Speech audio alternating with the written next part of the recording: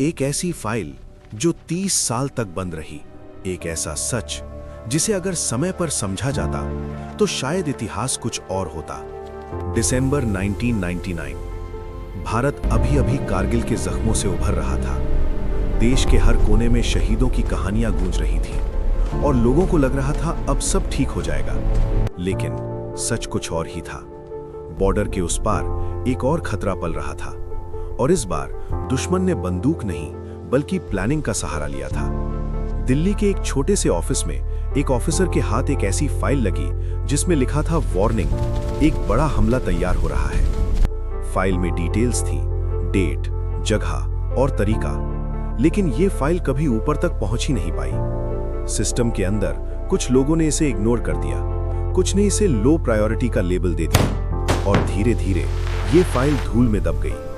समय बीता और फिर एक दिन वही हुआ जिसका डर था, एक ऐसा हमला जिसने देश को हिला दिया, लोगों के दिलों में डर भर दिया और पूरे सिस्टम को सवालों के घेरे में ला खड़ा किया। जब इन्वेस्टिगेशन शुरू हुई तब एक शॉकिंग सच सामने आया। वही पुरानी फाइल जो कभी इग्नोर कर दी गई थी, उसमें इस हमले की पूरी जानकारी थी, एक एक डिटेल, जैसे किसी ने पहले ही सब कुछ देख लिया हो। लेकिन सवाल ये था, अगर सब पता था तो रोक क्यों नहीं पाए?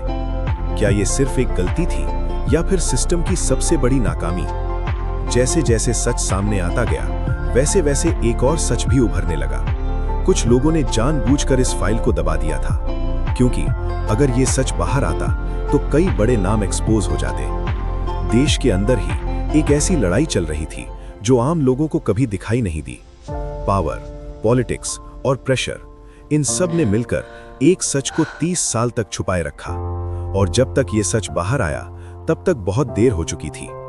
आज भी वो फाइल एक सबक है कि कभी-कभी दुश्मन बाहर नहीं, अंदर होता है और एक छोटी सी लापरवाही पूरे देश की किस्मत बदल सकती है। ये सिर्फ एक कहानी नहीं, ये एक वार्निंग है।